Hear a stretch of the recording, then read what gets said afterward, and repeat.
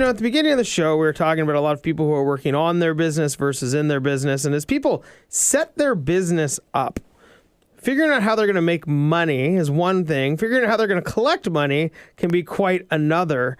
And, the payment systems, I've been through it, where you're literally like, okay, I want to take credit cards, but then I got to figure out my merchant and my gateway and then set it. It's such a huge, it seems sometimes like it can be overwhelming. Definitely. It is pretty complex for a lot of, business owners, especially starting out. They don't necessarily know how to navigate that world. They don't necessarily have all the experience in that world, but it's extremely important, generating revenue. Using credit cards. I mean, who pays without credit cards? Yeah, exactly. It's gone up and up every year, and so Jim's raising his hand over there, like, yeah, his are still in the toilet with his grandma's. So Jason, as you start to navigate that process, I mean, everybody knows they have to take credit cards. I mean, is that fair to say? Yeah. And so how do you help people kind of go through all the options and ultimately come to a good conclusion on how to do that the best way? Yeah, that's a great question. We try and personalize the approach. So what we do is we actually chat with the merchant, with the business owner, whoever, and try to take a customized approach for them specifically, because every business is different. Some businesses are mobile, they're on the go, and they need to accept payments on the go. Others are online, e-commerce businesses, retail, wholesale, and so we try and chat with the business and figure out a customized solution for them specifically, And so when you start trying to figure out, I guess, what are some of the biggest variables that people have in order to determine what the best solution would be? Well, first of all, just what type of industry you're in, what type of system you want to use. If you want to be able to punch in numbers on a computer screen and, take payments over the phone that way, or if you want your customers to go to your website and punch in the credit card information that way. I've got like plumbing businesses that have, we've deployed mobile credit card readers on their iPads and cell phones. And so all the reps that are out in the field going into people's homes, they're actually just swiping the cards right there, which actually gives the business a better rate. Because the cards are swiped rather than manually entered in. So that's a new program we're rolling out for that business in particular. All the reps, more and more of their reps are going to be, swiping out in people's homes. And so, yeah. Is the future of payments really mobile with everything else? Yeah, I mean, they're kind of estimating by 2020 that 50% of all payments are going to be mobile. So more and more, we're going to start seeing contactless payments. So rather than swiping a physical credit card, it's actually going to probably be built into your smartphone. And so you can actually just hold your smartphone over a desktop terminal or whatever, and it's completely contactless and a little bit more streamlined. That's incredible. I mean, we've been talking about it, and but it seems like it's really coming. And also, as you'd mentioned before we came on the air, not even just cash. I mean, there's other currencies that are starting to be exchanged. Yeah, we were chatting about Bitcoin and about how Bitcoin we've seen a lot of growth and there's been a lot of media attention about Bitcoin recently. I've even heard like reports that it's actually affected like the Chinese, like some of the other currencies like around the world, including China.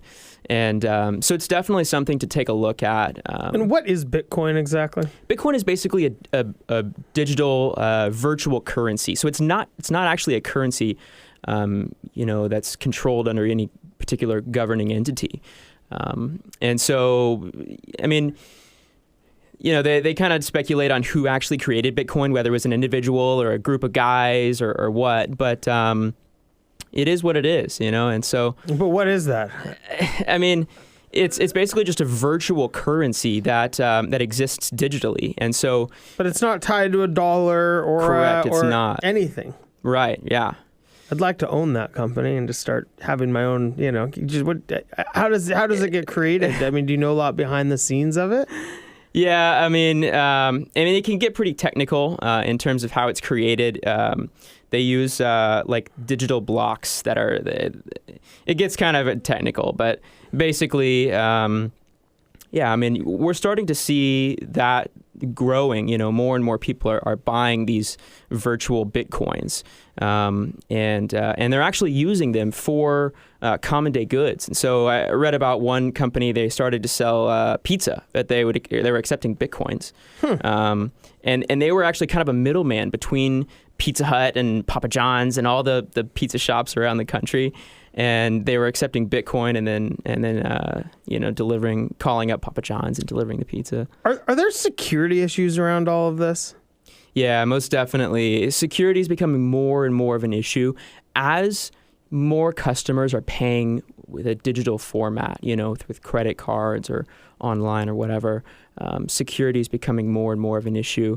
Kind of the bad guys are trying to take advantage of that. And so I guess that, for Bitcoin, that's probably one of the biggest constraints of it becoming a real rival currency is just security. It's not something that's regulated by a governing entity. Yeah, and money's probably should be regulated, right? I mean, if it wasn't, I just print my own. I think the founders of Bitcoin would argue that the problems we have gotten into, and I'm not saying I agree with this. I've done a little Bitcoin reading though. They would argue that the problems with money are the fact that they're regulated by governments, that governments can print more, that we've created an inflationary economy, that you can create more money when you want. The money supply isn't limited. And I think one of the points of Bitcoin, and correct me if I'm wrong, Jason, is that it is limited. You cannot make any more Bitcoin. It's a computer programming device somehow that I don't understand. It sounds super safe. This is a computer program that nobody understands, nor do we understand how to get it, but it's going to replace money and it won't be regulated. I don't think it'll replace money, but I think there's something to be said for the fact that, look, not everything about our economy and our monetary policy works pretty well. I think that should be clear to everyone. Sure. And I think Bitcoin it's not the final answer, but it's, I think, one of people's answers to, they're getting tired of the governments also running the money supply, so they're going to make one that can't be messed with by people. I will also make one, and I will see who takes it, and we'll have some fun. I'm going to start running to go into a store. This is a Brashen coin. It is also looks a lot like a square piece of paper, but I have written my initials on it, and it's worth $10. I mean, I'd buy it. Forgive me for being the naysayer, but I appreciate seems to. That. Well, there are people that take Bitcoin. There are. Yeah. It's a value. I don't know, but Bitcoin. How many Bitcoins to a pizza? They just somebody's buying Bitcoins. If you research it, like the value goes up and up and up, and they're worth thousands and thousands of dollars in the right circles. Well, one question is, what if your boss starts paying you in Bitcoin and you don't exchange it for a currency? You only pay, for things online. And then what would the tax man say about that? I have no idea. Let's sit on this for just a minute. Let's bring the other guys on because I think this conversation could go real far.